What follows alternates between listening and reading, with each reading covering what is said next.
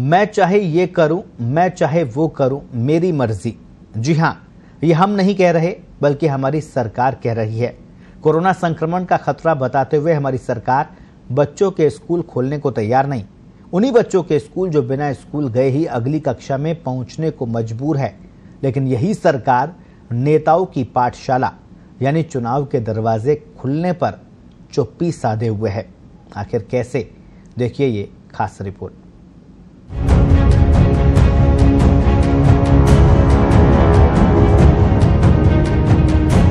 मैं कहना चाहूंगा कि गांव और शहर कोरोना पहचानता नहीं हो तो पहुंच जाता है, इसलिए इसमें हम सबको ध्यान रखना है। सुना आपने क्या कह रहे हैं मुख्यमंत्री अशोक गहलोत? गांव और शहर कोरोना पहचानता नहीं।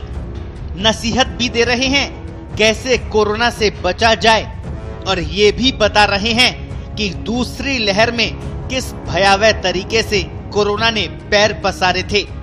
ऑक्सीजन का जो संकट खड़ा हुआ उसकी भी याद दिला रहे हैं हमारे मुख्यमंत्री।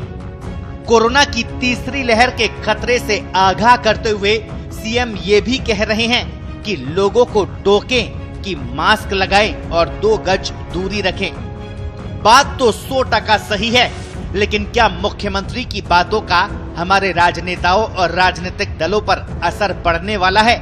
मुख्यमंत्री का वो ट्वीट भी आपको याद दिला देते हैं जिसमें उन्होंने पश्चिम बंगाल चुनाव के दौरान कहा था कि देश भर में कोरोना की स्थिति खतरनाक रूप ले चुकी है। अब ये वायरस युवाओं और बच्चों में भी तेजी से फैल रहा है। प्रधानमंत्री जी को अब अपने राजनीतिक कार्यक्रम, रैलियां और रोड शो पूरी तरह बंद कर देने चाहिए। बातें हैं, बातों का क्या?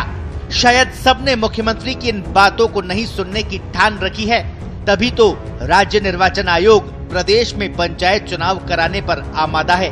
प्रदेश में कोरोना की तीसरी लहर की आहट और यकायक फिर केस बढ़ने के बीच पंचायत चुनावों की घोषणा ने सभी को सख्ते में डाल दिया है। लेकिन हमारे चिकित्सा मंत्री डॉक्टर रघु शर्मा तो कह रहे हैं कि चुनाव आयोग ने कुछ जिलों में पंचायती राज चुनावों की घोषणा से पहले संभावित खतरे के बारे में चिकित्सा विभाग से कोई सलाह नहीं ली। कोरोना के फिर से बढ़ रहे मामलों पर मंत्री जी चिंतित तो हैं, लेकिन चुनावों को लेकर सरकार की चुप्पी ने इस चिंता को और बढ़ा दिया है। 10 मुंह होते हैं तो 1000 बातें भी होती है। प्रदेश में प्रमुख विपक्षी दल भारतीय जनता पार्टी भले ही चुनाव कार्यक्रमों का विरोध नहीं कर रही, लेकिन सरकार को घेरने का मौका उसने जरूर लपक लिया है। आइए आपको सुनाते हैं भारतीय जनता पार्टी के प्रदेश प्रभारी अरुण सिंह पंचायत चुनावों की घोषणा को लेकर क्या कह रहे हैं। यह बहुत बड़ी राजस्थान की विडंबना है कि मुख्यमंत्री जी घर से निकलते नहीं और लगातार किस प्रकार से सरकार को आगे कंटिन्यू किया जाए। गहलोत सरकार को अलग अलग प्रकार से संजीवनी लेने का प्रयास करना, कभी 6 जिले का चुनाव घोषणा करना, फिर ये समाप्त हो जाएगा, फिर 6 जिले का चुनाव, पंचायत चुनाव की घोषणा करना। यह गहलोत सरकार जो है अपनी सरकार बचाने के लिए संजीवनी लेने का प्रयास कर रही है। कोरोना की दूसरी लहर के बीच अप्रैल में हुए 3 विधानसभा क्षेत्रों के उपचुनावों और उससे पहले निकाय व पंचायत चुनावों में भी चुनाव को लेकर जारी की जाने वाली गाइडलाइन की जमकर धज्जियां उड़ चुकी है। तब चुनाव वाले इन इलाकों में संक्रमण के रिकॉर्ड मामले भी सामने आए। प्रदेश भर में बड़ी संख्या में नेता और कार्यकर्ता संक्रमित हुए और उससे आमजन में संक्रमण का प्रसार भी हुआ। अब तक प्रदेश में करीब 60 मंत्री और विधायकों सहित विभिन्न राजनीतिक दलों के सैकड़ों कार्यकर्ता और पदाधिकारी संक्रमित हो चुके हैं। कोरोना, पोस्ट कोविड और उससे जुड़े कारणों से कुछ बड़े नेताओं सहित विधायक और निचले स्तर के कार्यकर्ताओं की मौतें भी हो चुकी है। एक सीट पर तो भाजपा प्रत्याशी भी प्रचार के दौरान संक्रमित हुए और उन्हें जयपुर आकर RUHS अस्पताल में भर्ती होना पड़ा था। चुनाव वाले जिलों की 60 से 70% आबादी अभी भी पहली डोज के टीकाकरण से वंचित है। पंचायत चुनाव वाले सभी 6 जिलों की कुल आबादी में से 60 से 70% लोग पहली डोज के टीकाकरण से भी वंचित है।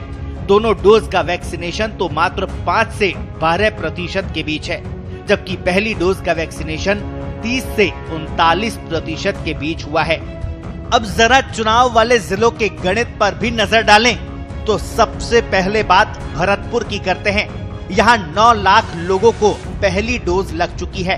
प्रतिशत में अगर देखें तो ये 30.45% है।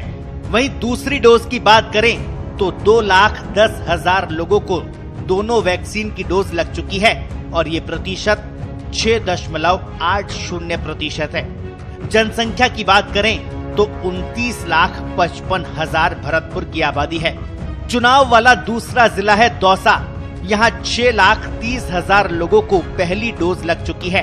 प्रतिशत में अगर इसको देखें तो 31.82% आबादी, जबकि 1,30,000 लोगों को दोनों डोज लगी है और ये प्रतिशत का आंकड़ा 5.43% है। दौसा की जनसंख्या 18,95,000 है। चुनाव वाला तीसरा जिला है जयपुर, जहां 27,80,000 लोगों को वैक्सीन की पहली डोज लग चुकी है। प्रतिशत में ये आंकड़ा 36.17% है, जबकि दूसरी डोज 8,90,000 लोगों को ही लग पाई है। प्रतिशत में ये आंकड़ा 10.52% है। जयपुर की जनसंख्या की बात करें तो 76,95,000 है। चुनाव वाला चौथा जिला है जोधपुर, जहां पर 13,40,000 लोगों को वैक्सीन की पहली डोज लग गई है। प्रतिशत में यह आंकड़ा 30.49%, जबकि 5,10,000 लोगों को दोनों डोज लगी है और प्रतिशत में यह आंकड़ा 11.71% है। जनसंख्या 42,76,000। सवाई माधोपुर में 6,50,000 लोगों को पहली डोज लगी। प्रतिशत में ये आंकड़ा 39.08%, जबकि दूसरी डोज 1,60,000 लोगों को ही लग पाई है और प्रतिशत में ये आंकड़ा 6.84%। जनसंख्या 15,48,000। इसी तरह चुनाव वाले जिले सिरोही की बात करें तो यहाँ 4 लाख लोगों को वैक्सीन की पहली डोज लग चुकी है। प्रतिशत में यह आंकड़ा 33.30% है, जबकि 1,30,000 लोगों को दोनों डोज लगी है। प्रतिशत में यह आंकड़ा 8.57% है। जनसंख्या 12,01,000 है और ये आंकड़े वर्ष 2021 की उपलब्ध अनुमानित जनसंख्या के आधार पर है। राज्य निर्वाचन आयोग ने सुप्रीम कोर्ट के आदेशों का हवाला देते हुए और राजस्थान में कोरोना के कम आंकड़े बताकर चुनाव की घोषणा का तर्क दिया है, लेकिन विधि विशेषज्ञों का कहना है कि सरकार और आयोग को मौजूदा परिस्थितियों के आधार पर विशेषज्ञों से सलाह लेकर उनकी राय को सुप्रीम कोर्ट के समक्ष रखना चाहिए था। आपको बता दें, राजस्थान के शीर्ष चिकित्सा विशेषज्ञ प्रदेश में स्कूल खोलने से पहले तीसरी लहर का खतरा टलने और वैक्सीन लगने की सलाह दे चुके हैं, लेकिन जब सरकार की भी रजामंदी हो तो फिर कानून कायदों की फहरिस्त खुलते देर नहीं लगती। चुनावों की बाध्यता हो भी तो चुनावी रैलियों और सभाओं को तो रोका ही जा सकता है। सरकारें कुछ करे या न करे, लेकिन कोरोना की तीसरी लहर आई तो तमाम दूसरे कारणों के साथ साथ चुनाव भी जिम्मेदार ठहराए जाएंगे, ये बात भी तय है। स्पेशल रिपोर्ट, पत्रिका टीवी।